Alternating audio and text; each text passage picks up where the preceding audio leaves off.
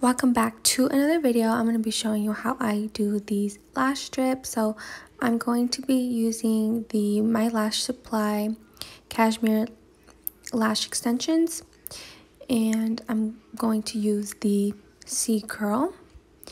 So hopefully you can follow along and it'll be pretty simple for you to understand. I'm also going to use the My Lash Supply tweezers. I'm not using any isolation tweezers, just the tweezers to pick them up, and the glue is also from My Lash Supply. I'm using these strip lashes that I got from Amazon and these little glue dots for my glue. So let's go ahead and get started. I did this little lash map and I'm going to show you how I pick up these fans and place them on the lash strip.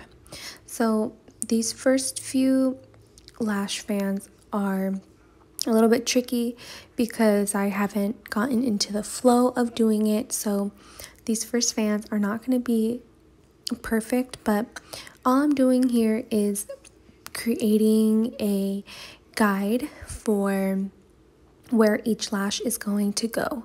So I'm going to work from one lash strip to the other. So I'm going to work in sections. So I'm going to place one on the outer corner on the right eye and then another one on the outer corner on the left eye. So I'm going to go back and forth, and I'm just going to put one eyelash in each section. So I'm going to do 114, 116, another 14, a 13, and a 12. So here you can see I'm just trying to make the best fans that I can, and they're not going to come out perfect since they're just the first ones that I'm doing. And then once I kind of get into it, the fans start becoming a lot more nicer. So I am going to dip it in the glue and just create a little frame for my lash strips so that I know where they're going to go. That's why you have the lash map, but it's nice to just put one in each section so that you get a better visual of where they're going to go. You can also mark it on the little tray so that it's easier. So I did mark the center of each strip so that I know where is the center and they're the most even as possible. So I'm just making these little fans, and I'm going to finish up the framework. So here I am working from side to side, creating the frame and trying to get the fans as even as possible. As you can see, as I make more, they start to become a lot more easier and look a lot nicer. And if there's some hairs that are falling off, it just wasn't meant to be, so you just kind of let those come off. So now I'm working towards the center, and as you can see, it's starting to come along. There's only a few lashes on here, but it's starting to give the framework of the lash strip. So this is going to be a nice and gradual cat eye. It's not going to be anything too dramatic, but we're just working on evenness and creating the fans here. So I'm going to begin to fill in the rest of the lashes and just keep on creating these fans. I feel like the size 12 and under are kind of difficult for me to create the fans. So if you feel like you're having a tough time, just grab another little bunch. I did teach myself how to create volume fans. There are a lot of videos on YouTube, thankfully, that are very informative on how to teach you, but you never really know how to do it until you try it yourself and keep practicing yourself. So if you are having trouble making fans, just keep trying and kind of find your own way of doing it, because a lot of videos on YouTube don't really explain it that well. So just keep trying to make those fans as even as possible, and they will slowly start coming out a lot better once you start doing more of them. When you're doing strip lashes, there is only one layer of lashes.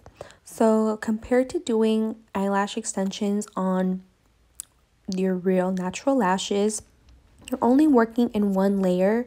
So it's kind of hard to get the double layer effect because there is only one layer of lashes. So another technique that I'm going to try to do is maybe stacking the lash bands or just laying the fan on top of an eyelash. So when you're doing natural lashes on real extensions, you don't want to do that. You don't want to double stack because that's going to disrupt the natural growth of your lashes. But again, we're doing a strip lash, so the same rules don't apply to these strip lashes. So I'm just doing some trial and error here, and I really like the strip lash look, just the one layer. But for me personally, I love thick, dramatic lashes, so these are a little bit natural for me because of the single layer. I love mink lash strips and the wispiness and fullness and the airiness that they give. So I'm going to try to make some double layer lashes. So maybe adding some more in between and sticking it in between the two extensions instead of placing it just on the hair itself, kind of sticking them in and just making it fuller. Now I have my framework done. So I have one lash in each little section that I made. And now I'm going to start to fill it in, and I'm going to start from the outer corners and kind of work my way inwards and fill them up as much as I can. So here I'm just checking to make sure that they are all secured before I continue, and they were on pretty good. So now I'm just going to continue to fill them in, and you don't have to necessarily put them in between, or you don't have to necessarily put them on top of the lash. You can also put it in between the little hairs if that's a little bit more easier for you. So now we have the framework. Here I filled it, the outer corners a little bit more, and you can see the progress from just filling in the outer corners and working inwards. So now I'm just going to continue to create more fans and filling in the rest of the lashes. The reason that I am using the My Lash Supply lashes and glue is because they are a local pickup option where I live. So they do local pickup in Sacramento and in Stockton. So it was really convenient for me to just pick them up and not pay for shipping. I have tried some lashes from Amazon and they were just way too shiny. I don't like shiny lashes, so I decided just to pay a little bit more for a better quality lash. So the glue that I'm using is also from My Lash Supply, and it works really good. I haven't had any issues with them falling off after wearing my previous and first lash strips that I made. I worn them for 3 days and I haven't had any of the extensions fall off, even though I've been picking off the lash glue from when I've been using them. You know, you get a little bit of the residue still on the lash strip, so it's really good glue. So now you can see I'm just going to fill in the 13 area. So I started from the outwards in, and then I did the inner corner just to get the 12s out of the way. And now I'm just going to focus on the size 13 extensions. So as you can see, the fans are starting to come out a lot better from the first ones that I did. So that's going to happen. Your first ones are just going to not be as cute. So don't let that discourage you. Just keep on going, and it does get easier after a while.